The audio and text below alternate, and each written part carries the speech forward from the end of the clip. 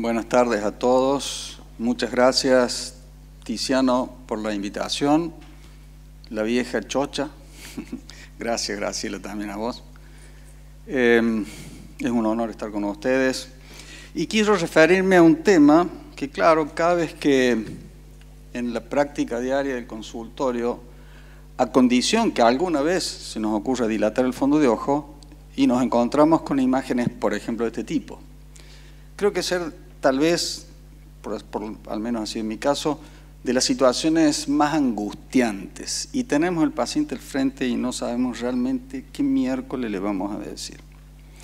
Entonces, hay una serie de lesiones pigmentadas dentro del fondo, algunas malas y otras buenas, y algunas que están al medio y que conviene conocerlas y saberlas diferenciar. La situación más dramática, más grave, es el melanoma de coroides, que es un tumor relativamente raro, ocurre en aproximadamente 7 a 8 por millón de habitantes por año, y que puede ser asintomático, por lo que obviamente para poderlo diagnosticar, si no presenta síntomas, es haciendo fondos de ojos sistemáticos a todos nuestros pacientes. Y puede afectar la mayoría de las veces a adultos y sobre todo adultos mayores, pero también se ha descrito en bebés de 1 y 2 años, siendo no obstante la prevalencia en menores de 21 años de apenas el 0,8% de todos los melanomas, pero puede ocurrir. Y hay reportes de casos de niños que han muerto por metástasis hepáticas por el melanoma en coroides. Y tiene esta característica, es un tumor pigmentado, moderadamente pigmentado, no negro, grisáceo, amarronado, y que tiene la mayoría de las veces la tendencia de crecer como un hongo. ¿Por qué? Porque rompe la membrana de Bruch. ¿Hay algún señalador que sea mejor que esto? Bueno, rompe la membrana de Bruch y entonces invade el espacio subretiniano generando esa forma de hongo, pero también lo puede invadir difusamente.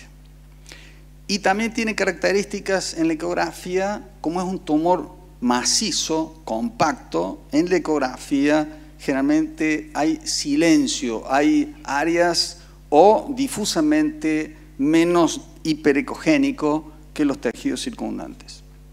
Pero a veces puede ser no pigmentado, lo que llamamos tumores amelánicos, y a veces entonces hay que hacer diagnósticos diferenciales con otro tipo de tumores intraoculares que son pálidos, por ejemplo, las metástasis de coroides, en mujeres lo más común cáncer de mama, en los varones cáncer de pulmón, cáncer de próstata, y que generalmente son así amarillentos como se ve en la imagen de la izquierda, o el hemangioma de coroides, que es fácil de diagnosticar, hacer la diferencia con melanoma en sus estadios iniciales, pero con el tiempo se va alterando el epitelio pigmentario subyacente y se puede hacer más difícil diferenciarlo. Y hay otras características, no viene el caso que entremos en cada una de ellas. Pero hay algunos elementos que en un tumor pigmentado, además de eventualmente la forma y la forma de crecimiento, nos casi certifican que se trata de un melanoma. Y uno de los factores cardinales es este pigmento que vemos, que le llamamos pigmento naranja, que es lipofucsina, que proviene de la fagocitosis de los segmentos externos de los fotorreceptores por parte del epitelio pigmentario. Otro factor que tenemos siempre en cuenta cuando hay una lesión pigmentada en el fondo es el patrón de crecimiento. Lesión no evolutiva no significa dormir toda la vida tranquilo, pero tiene menos chance de ser una lesión maligna que aquella lesión que progresa entre los distintos controles, como la foto que ustedes ven ahí. Y después, el melanoma, como lesión pigmentada maligna, tiene también la posibilidad de producir complicaciones intraoculares. Además de crecer, puede producir un desprendimiento de retina. Fíjense en la foto de la izquierda, un desprendimiento de retina policíclico, típicamente secundario, exudativo, y todas esas manchitas marroncitas son metástasis in situ del tumor inicial. Y también puede sangrar, y eso puede ser a veces lo que lleva el paciente a la consulta, una hemorragia en el vítreo, una hemorragia subretiniana. Y por cierto que son tumores que en un porcentaje importante de casos tiene tendencia a crecer, no solo dentro del ojo, sino exteriorizarse. ¿Y hacia dónde se puede exteriorizar? Hacia la órbita. Aquí vemos este caso, que es un tumor pequeño, fíjense ustedes, un tumor que tiene apenas unos 4 o 5 milímetros de diámetro, y sin embargo, fíjense, invadió la esclera posterior y también ocluyó con células pigmentadas esa vena vorticosa. Y a pesar de todos los avances en tratamientos en el melanoma de coroides, en estos últimos 50 años, la mortalidad por el melanoma de coroides no ha variado y sigue siendo de aproximadamente el 50%. El 50% de los pacientes que nosotros diagnosticamos con melanoma de coroides, tratados o no tratados, se va a morir. Y se va a morir fundamentalmente por metástasis en el hígado, como vemos en la diapositiva a la derecha. O sea, el tratamiento conservador actual apunta fundamentalmente a preservar el ojo y a preservar visión en el caso que se pueda. Todavía no hay estudios nuevos que permitan saber que tomando un melanoma bien en sus inicios le estamos salvando la vida al paciente. Así que ser muy cuidadosos cuando le decimos al paciente el objeto del tratamiento que vamos a hacer, porque es muy probablemente que inclusive tumores pequeños puedan ser tumores muy metastatizantes. Otra lesión pigmentada, me olvidé decirles que el melanoma se ve en más del 80-90% de los casos en personas de piel blanca. Y es muy raro en los asiáticos y en los pacientes de piel pigmentada. A la inversa, esta lesión que estamos viendo ahora, que es el melanocitoma, que afecta en el ojo fundamentalmente a nivel del nervio óptico, también se lo puede ver en el cuerpo ciliar, afecta predominantemente a personas de piel pigmentada. Los de origen aborigen o mestizos, los negros, los asiáticos, etc. No obstante, es un tumor raro. Y puede ser asintomático. En este caso es un hallazgo en un fondo de ojo hecho en una joven de 20 años, 19 años. Y es un tumor que crece en el nervio óptico y puede expandirse hacia la retina neurosensorial, por eso que suele tener el aspecto como de hojas de helecho o de plumas, y también puede invadir la esclera.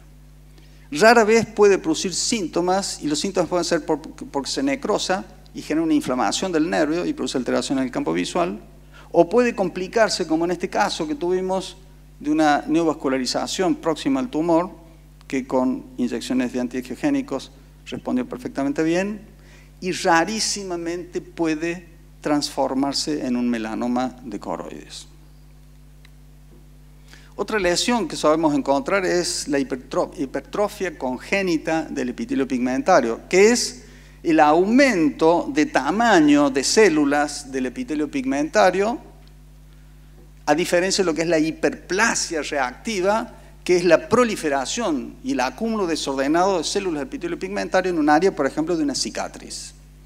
Y se ve como una lesión grisácea negruzca, plana la inmensa mayoría de las veces, de borde bien delimitado, que puede ser uniformemente pigmentada o puede ser depigmentada, completamente depigmentada o con áreas pigmentadas, como vemos en aquella foto, y ese borde festoneado es muy característico.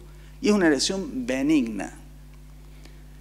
Muy rara vez en ese sitio se puede generar la proliferación de un tumor que es un epitelioma o adenocarcinoma o adenoma del epitelio pigmentario, que aún en su forma de adenocarcinoma tiene bajísimo poder de metástasis y muy bajo poder de crecimiento. Tanto el melanocitoma como la hipertrofia congénita del epitelio pigmentario y esta otra patología la podemos ver en niños inclusive recién nacidos, como lo hemos observado. Y esto es una enfermedad rara que es el hematoma combinado de epitelio pigmentario y de retina, y que viene el caso mostrárselos porque el caso de la izquierda fue enviado por sospecha de un melanoma de coroides. Y es una lesión benigna, a veces se suele asociar a la neurofibromatosis tipo 2. Y rarísimamente podemos tener un tumor pigmentado secundario, en este caso secundario a melanoma cutáneo, que vemos en la foto de la derecha. La flecha está señalando una metástasis en la ingle, porque originariamente era un melanoma de piel de la región del muslo. Y también hay que diferenciarlo de pseudotumores. Por ejemplo, la degeneración macular relacionada con ella en su forma pseudotumoral o muy hemorrágica. Y a veces nos puede generar incomodidad. Este caso también nos fue enviado por sospecha de melanoma. Controlamos el otro ojo y probablemente haya alguna lesión, algún drusen, alguna cosa que nos pueda dar la pista. Pero además en la geografía fluoresceínica vemos que no hay nada a nivel del tumor, contrariamente a lo que pasa con un melanoma, y sí vemos dos placas de neovascularización subretiniana. Y después otra forma que es mucho más rara, que es la coroidopatía neovascular periférica, que generalmente se ve en adultos, que es una degeneración macular extramacular, y que también en este caso nos fue enviado por sospecha de melanoma, y la evolución, el aguantarse un poco la ansiedad, lleva a mostrar cómo todo va cicatrizando y se va aclarando. Y por último, la lesión que a veces más nos plantea dudas, y que además hay quienes tienen dudas si realmente desde allí se origina el melanoma de coroides, que es el nevus de coroides, que es realmente una lesión bastante bien delimitada. Cuanto más profundo en la coroides, menos definidos son los bordes, y que también puede ser, como la foto de la derecha, amelánico. La inmensa mayoría de las veces se encuentran por detrás del ecuador y en el 70% de los casos en el polo posterior.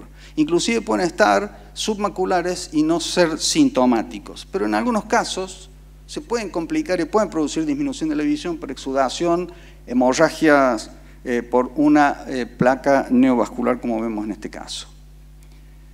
Y hay tumores nevus que son más grandes, que inclusive hacen ligera prosidencia, como en ese caso. Sin embargo, tienen elementos de buen indicio, que son esos drusen. Nevus con drusen, muy raro que pueda evolucionar hacia un melanoma. Y en la ecografía, a diferencia del melanoma, generalmente tiene una hiperecogenicidad homogénea. Fíjense este otro caso, una chica joven que nos fue derivada también por melanoma, que nosotros opinamos que no era melanoma, pero hizo otra consulta, le dijeron que sí era melanoma y le hicieron el tratamiento para melanoma. ¿Y por qué no melanoma? Es cierto, tiene síntomas. Nevus con síntomas es sospechoso de melanoma. Pero esto tiene algo alrededor. Por lo pronto la ecografía es más para nevus, tiene un desprendimiento seroso de la mácula y fíjense esos cambios quísticos cistoideos a nivel de la retina neurosensorial. Eso habla de la cronicidad. Y lo que es crónico va más a favor de nevus que de melanoma. Y por otra parte, fíjense ustedes, ese halo de pigmentado, eso ha sido recientemente descrito, o mejor dicho, enfatizado por la doctora Carol Shields, que habla de que es una reacción inmunológica al nevus y que cuando tenemos un nevus grande con un halo, no va a evolucionar a melanoma. ¿Y qué tenemos que hacer entonces cuando tenemos una lesión pigmentada del fondo de ojo? El seguimiento, controles. Si tenemos dudas, cada 3 meses. Si a los 3 meses está igual, cada 6 meses. Y si a los 6 meses está igual, una vez al año.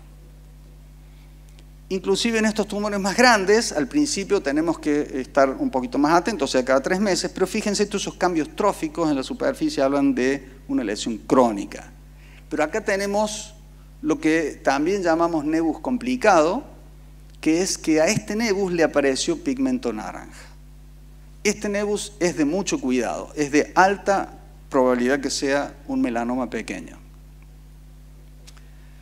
Y el riesgo de transformación de melanoma es de aproximadamente 1 en 8.800 casos, o sea, es un riesgo bajo. ¿Y cuáles son los factores de riesgo que tenemos que tener en cuenta? Cuando tiene un espesor mayor de 2 milímetros, cuando hay la presencia de fluido subretiniano, cuando produce síntomas, cuando hay pigmento naranja, cuando está muy cerca de la papila, 3 milímetros o menos, cuando tiene baja reflectividad interna en la ecografía, cuando no hay halo, o sea, es un nevus grande sin halo, más algún otro de esos factores de riesgo, también es sospechoso, y cuando también es un nevus grande que no tiene drusen. porque los drusen no se observan en los melanomas. Todo esto para decir, además, que un nebus chiquitito como el que les mostré, en algún momento puede transformarse en un melanoma, aun cuando no tenga ninguno de esos factores de riesgo. Y hablo al cabo de años. Por eso es que es tan importante a todos nuestros pacientes hacerles un fondo de ojo, para que de ese modo ya se sepa que el paciente tiene esa lesión. Y ya hemos visto que la clínica, cómo se presenta y después el seguimiento del tiempo nos ayuda, y sobre todo, de inicio al menos, evitar hacer un montón de estudios innecesarios, hacerle gastar plata al paciente y generar una ansiedad tremenda. Y entonces, como dijimos, por favor, hacer fondo de ojo a todos los pacientes con dilatación, aún en bebés. Muchas gracias.